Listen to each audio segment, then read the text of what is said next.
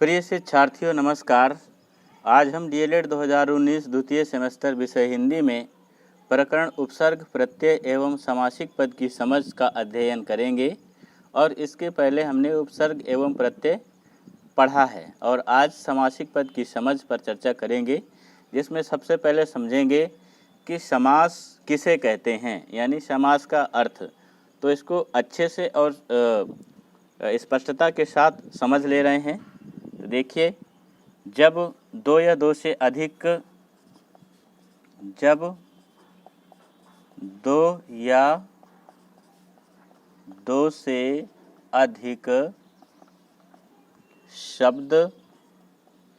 शब्द को पद भी कहते हैं, पद मिलकर अपने बीच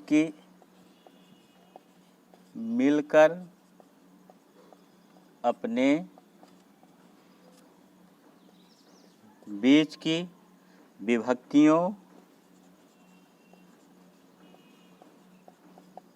विभक्तियों ब्रैकेट में लिख देते हैं अव्यय योजक समुच्चय बोधक, अव्यय योजक समुच्चय बोधक चिन्ह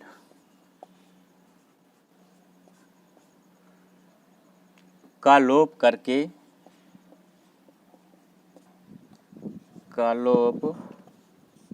करके छोटा या संक्षिप्त रूप बनाते हैं। छोटा या संक्षिप्त रूप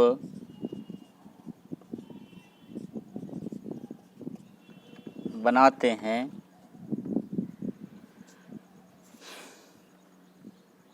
तब उसे समास कहते हैं।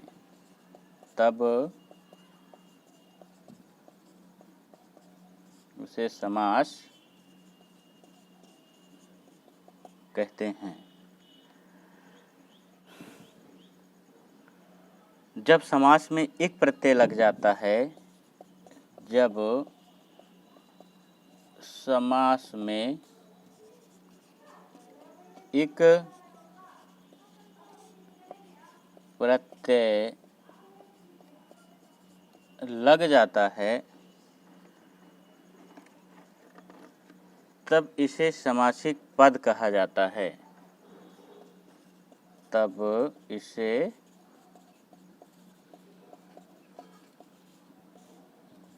समासिक पद कहा जाता है। तो ये समास की परिभाषा है, यानी जब दो या दो से अधिक शब्द मिलकर अपने बीच की विभक्तियों अव्यय योजक समुच्चय बोधक चिन्ह का लोप करके छोटा या संक्षिप्त रूप बनाते हैं, तब उसे समास कहते हैं। और जब समास में एक प्रत्यय लग जाता है, तब इसे समासिक पद कहा जाता है। और समास, इसके बाद समझेंगे समास विग्रह या विग्रह पद किसे कहते हैं।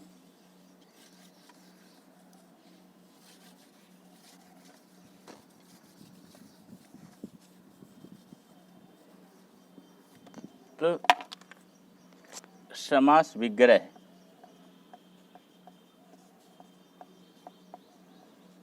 इसको विग्रह पद भी कहते हैं। तो जब समस्त या समासिक पद को समस्त या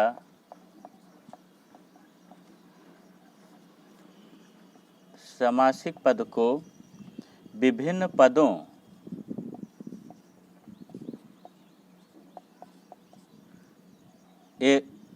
एवं विभक्ति चिन्ह सहित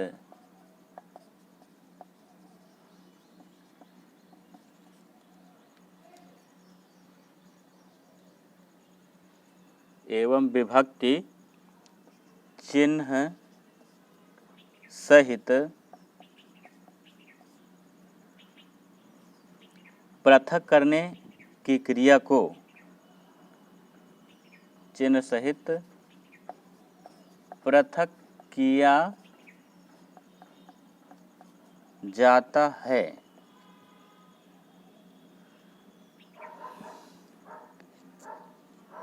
तो समास विग्रह कहते हैं। समास विग्रह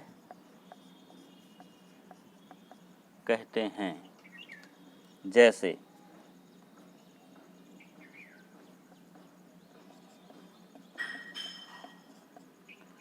जैसे मान लीजिए एक समास के 3 रूप बना करते हैं। तो सबसे पहले समस्त पद ले लेते हैं, दूसरे में विग्रह पद और तीसरे में समास। उदाहरण के तौर पर पहला है राजपुत्र,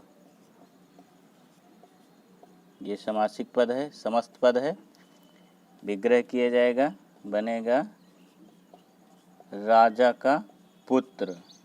यानी जब विग्रह किया गया 2 पदों का राजपुत्र का, तो इसमें जो विभक्ति चिन्ह है का दिखाई देने लगा। ये जो का है विभक्ति चिन्ह है। तो जब 2 पदों का विग्रह करने पर उनके बीच की विभक्तियां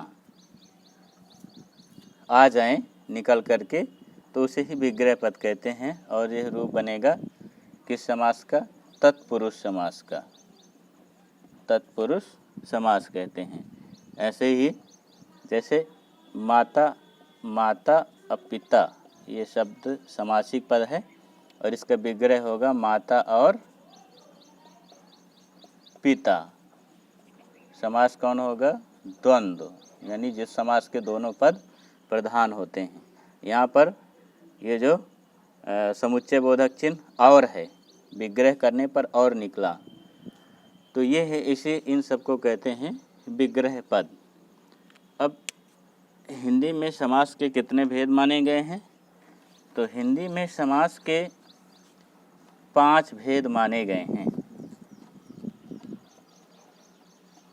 हिंदी में समास के 5 भेद माने गए हैं, यानी समास के भेद। हिंदी में समास के 6 भेद हैं। समास के 6 भेद हैं, जिनमें से पहला है अव्ययी भाव समास। अव्ययी भाव समास। अब हम समझेंगे कि अव्ययी भाव समास कहते किसे हैं। तो इसकी परिभाषा लिख दे रहे हैं। जिस समास में प्रथम पद प्रधान हो, जिस समास में प्रथम पद प्रधान हो या अव्यय हो अथवा संपूर्ण पद अव्यय हो। संपूर्ण पद अव्यय हो, उसे अव्ययी भाव समास कहते हैं।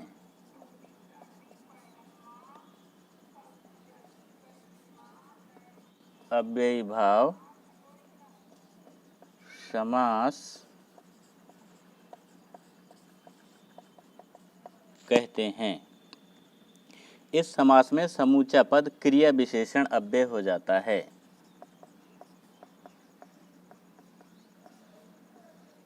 इस समास में समूचा पद क्रिया विशेषण का काम भी करता है। तो यहाँ पर जो अव्ययी भाव समास है, इसमें पहला पद प्रधान होता है और पहला पद अव्यय भी होता है। और कभी कभी जब समासिक पद बनता है तो पूरा पद भी अव्यय शब्द हो जाता है। और जब समूचा पद समासिक पद में बदलता है तो वह क्रिया विशेषण का काम भी करता है। तो इस अव्ययी भाव समास की और भी विशेषताएं हैं। जैसे इसमें पहला पद अव्यय और दूसरा पद प्रायः जातिवाचक संज्ञा होता है और समस्त पद अव्यय हो जाता है। दूसरी विशेषता है यदि एक शब्द की पुनरावृत्ति हो और दोनों शब्द मिलकर अव्यय की तरह प्रयुक्त हों तो वहाँ भी अव्ययी भाव समास होता है।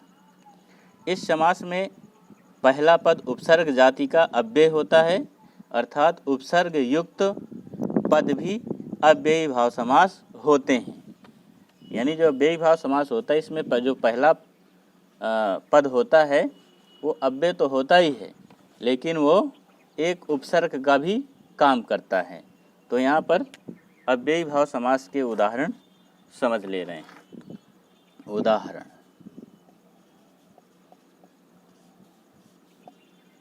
जैसे मान लीजिए पहला है अनुकूल। इस शब्द में जो अनु है वो क्या है? उपसर्ग है। और जब इसका विग्रह किया जाएगा तो बनेगा जो किसी के अनुरूप हो। जो किसी के अनुरूप हो, विग्रह पद होगा। दूसरा उदाहरण प्रत्येक। यहाँ पर प्रति उपसर्ग है और इसका विग्रह पद होगा एक एक करके। एक एक करके, प्रति का अर्थ ही होता है एक। अव्ययी भाव समास के और बहुत सारे उदाहरण हैं, जैसे प्रतिदिन। इसमें भी क्या है? पहला पद उपसर्ग है और अव्यय भी है, यानी दिन दिन। इसका विग्रह होगा दिन दिन या प्रत्येक दिन। विग्रह होगा यथाशक्ति। यथाशक्ति, यहाँ पर यथा अव्यय है और जो पूरा शब्द जो है क्रिया विशेषण का काम कर रहा है, तो ये रूप बनेगा शक्ति के अनुसार। शक्ति के अनुसार ये रूप बनेगा जो है क्रिया विशेषण का। और बहुत सारे उदाहरण हैं। आजन्म। आजन्म विग्रह होगा जीवन पर्यंत। जीवन पर्यंत या जब तक जीवन है, ये विग्रह बनेगा इसका। व्यर्थ। व्यर्थ, इसमें भी उपसर्ग है तो इसका अर्थ होगा बिना अर्थ के। बिना अर्थ के। घर घर। घर घर यानी हर घर में। यहाँ पर शब्दों की पुनरावृत्ति हुई है, इसलिए ये बना इसका रूप हर घर में। ये विग्रह हुआ। ऐसे ही निडर। निडर यानी डर से मुक्त। डर से मुक्त या डर से रहित, ये निडर शब्द। ऐसे ही भरपेट यानी पेट भर करके। इसका विग्रह पद बनेगा पेट भर करके।